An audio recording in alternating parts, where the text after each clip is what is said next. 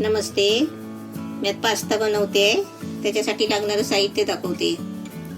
हे पास्ता आहे 200 ग्राम. हा कांदा घेतलाय, एक छोटा कांदा आहे, त्याचे असे स्लाइस करून घेतलाय कापून. हे लसूण घेतले बारीक क्रॅश करून, बारीक बारीक एकदम तुकडे करून घेतले. हे मिरची आहे, हिरवी मिरची 3 मिरची घेतले. हे थोडी कांद्याची पात आहे. हे पिवळा शिमला मिरची आहे. हे लाल शिमला मिरची आहे. हे हिरवा आहे शिमला मिरची. त्याच्यासाठी हा बटर घेतलाय 2 चमचा आणि थोडासा चीज आहे. 1 चमचा कॉर्नफ्लॉवर घेतलाय. हे आपल्याला मीठ घ्यायचं आहे चवीपुरतं.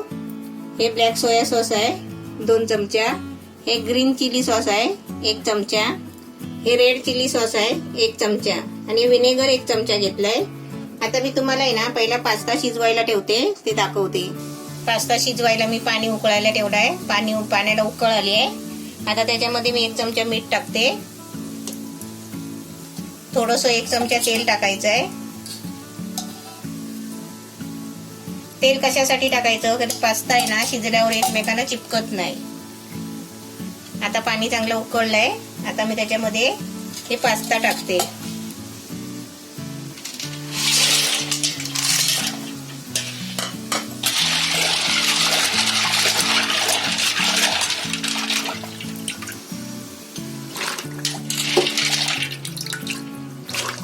आता हे पास्त्याला चांगली उकळी यायला पाहिजे आणि पास्ता आहे ना चांगलं 10-12 मिनिटं शिजायला पाहिजे. पास्ता आपण पाण्यात टाकला ना की असं जरा ढवळून घ्यायचा, कारण तो खाली तळाला आहे ना चिपकला नाही पाहिजे. आता इथे मी दुसऱ्या गॅसवर पास्ता शिजायला ठेवलाय. तर त्या गॅसवरती आहे ना मी हे भाज्या फ्राय करून घेते. आता मी कढईमध्ये बटर टाकते पहिला.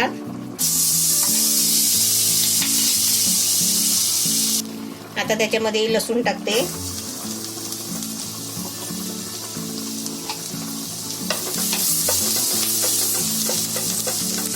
त्याच्यामध्ये आता मिरची टाकते आणि कांदा टाकते पहिला.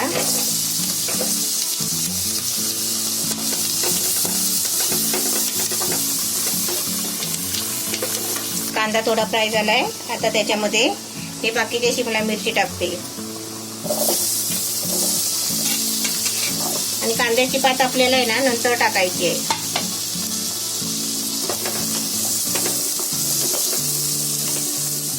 हे थोडी 5 मिनिटं आहे ना थोडी शिजवून घ्यायची आहे. त्याच्यावरती झाकण नाही ठेवायचं आधी. इकडे आपला पास्ता पण शिजतोय आणि इकडे आपल्या भाज्या पण फ्राय होतात आहे. आता शिमला मिरचीच्या बदली तुम्ही कोबी टाकला, फ्लावर टाकलात ना तरी पण चालेल. मटर असले तर मटर टाकायचे, हिरवे मटर.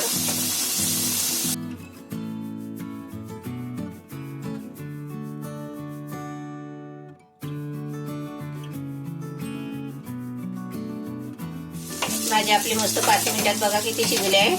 मस्त शिजले आहेत. आपल्या तिथे पास्ता पण चांगला शिजला आहे. 10-12 मिनिटं झाली. आता ते पास्ता आहे ना मी चाळणीमध्ये घालून काढते. पास्ता पण चांगला शिजला आहे. आता गॅस बंद केलाय. आता हे पास्ता आहे ना चाळणीमध्ये काढून घेते. चाळणीच्या खाली टोप नाही तर वाटगा वगैरे ठेवायचा, कारण ते पास्त्यातलं पाणी आहे ना चाळणीमधून खाली पडतो. आता हे मी 1 मिनिट असंच ठेवते आणि भाजीमध्ये बाकीचं साहित्य टाकते आणि त्याच्यानंतर तुम्हाला पास्ता टाकून दाखवते.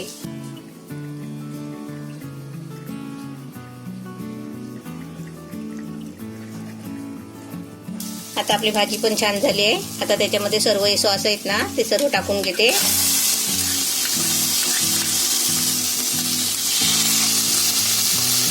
त्याच्यामध्ये चवीपुरतं मीठ टाकायचं आहे.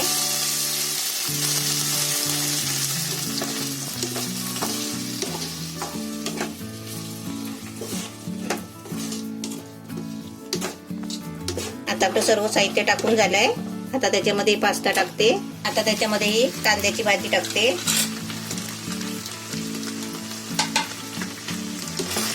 आता सगळं चांगलं आहे ना ढवळून घ्यायचं. एकदम मस्त छान झालंय. मिक्स करून एकदम दिसतंय पण छान. आता मी आहे ना त्याच्यामध्ये कॉर्नफ्लॉवर टाकते. पहिलं कॉर्नफ्लॉवर मध्ये आहे ना पाणी टाकून त्याची पेस्ट बनवते थोडीशी.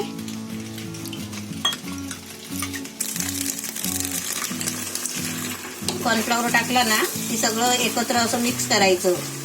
म्हणजे सर्व जो मसाला असतो ना तो सगळा त्या पास्त्याला चिपकतो आणि आणि छान दिसतो. 2 छोटे चमचे तेल घेतलंय, ते गरम पण केलंय. आता ते पास्त्यामध्ये ओतते. पास्त्यामध्ये ओतून आहे ना ते चांगलं ढवळून घ्यायचं.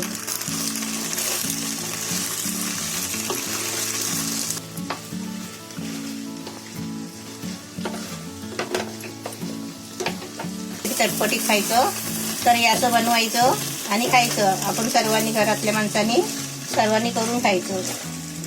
एकदम छान झालंय. आता मी तुम्हाला काढून देते, खायची सुरुवात करा. थोडासा चीज आहे ना त्याच्यावर किसून घ्यायचा, छान वाटतो. पास्ता एकदम छान झालाय आणि मी माझ्या पद्धतीने बनवलाय. असा तुम्ही पण बनवा. आता आम्ही दोघं टेस्ट करतो आणि तुम्हाला सांगतोय कशी झाली आहे ती. एकदम मस्त झालाय, छान झालंय. एकदम मस्त आणि झणझणीत झालं. एकदम झणझणीत, म्हणजे जास्त तिखट पण नाही आणि जास्तही पण नाही. ते ह्या पास्त्या बरोबर आहे ना एखादा मिरचीचा फोड येतो ना तोंडामध्ये चावताना, एकदमच छान वाटतं. असं छोट्या मुलांना बनवून दिलं, तुम्ही पण असं वेगळं कधीतरी बनवून खाल्लं तर खूप चांगली टेस्ट आणि खूप चांगला रात्री करून ठेवलं, एक्सपिरियन्स आहे. समजा मुलांना टिफिनला दिलं तरी पण चालेल. हो, खूप चांगलं वाटतंय खायला आणि हेल्दी आहे, सगळं भाज्या आहेत, मिरच्या आहेत त्याच्यामध्ये आणि घरगुती आहे.